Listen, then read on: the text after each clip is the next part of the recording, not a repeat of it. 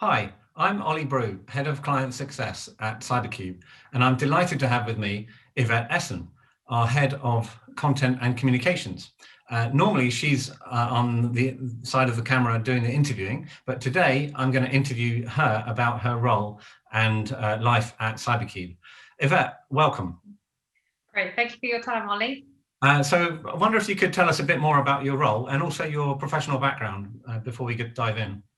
Great, so I head up communications and content for CyberCube. What does that mean? So I'm in charge of all the content that CyberCube puts out, which is incredibly diverse. That can be white papers, reports, blogs. It can be all sorts of different types of material, press releases, for example, as well.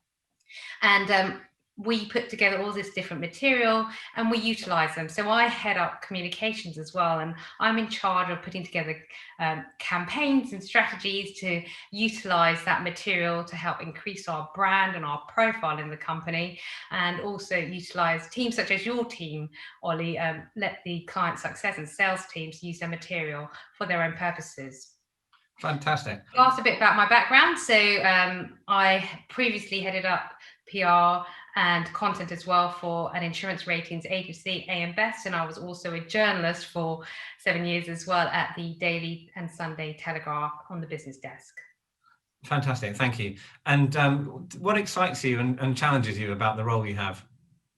Well, so many different things that are really great, fun and exciting at the company. I could be here forever listing them, but a few of the things that I really do like about the company is it is incredibly innovative, it's very, very fast paced.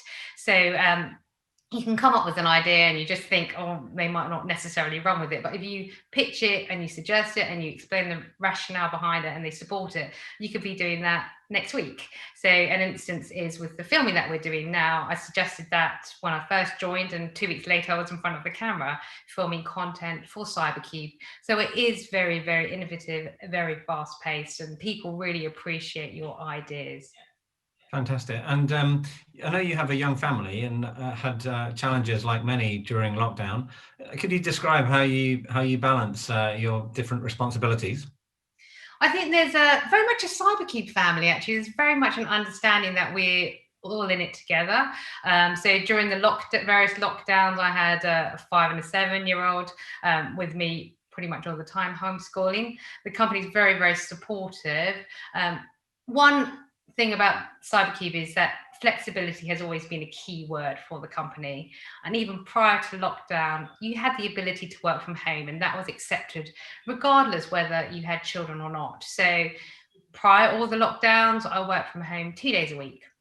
Some people work from home 1 day or 2 days. It was also a personal choice because some people like to go into the office. And having that degree of flexibility where you don't need to spend the time traveling, and you can do pickups. There's so many benefits with CyberCube in terms of flexibility. They also, for example, let you take some time off to go to your children's sports day, for example. So that's great. Excellent. And in terms of, for those people interested to get into the insurtech world, what characteristics do you think you need to be successful?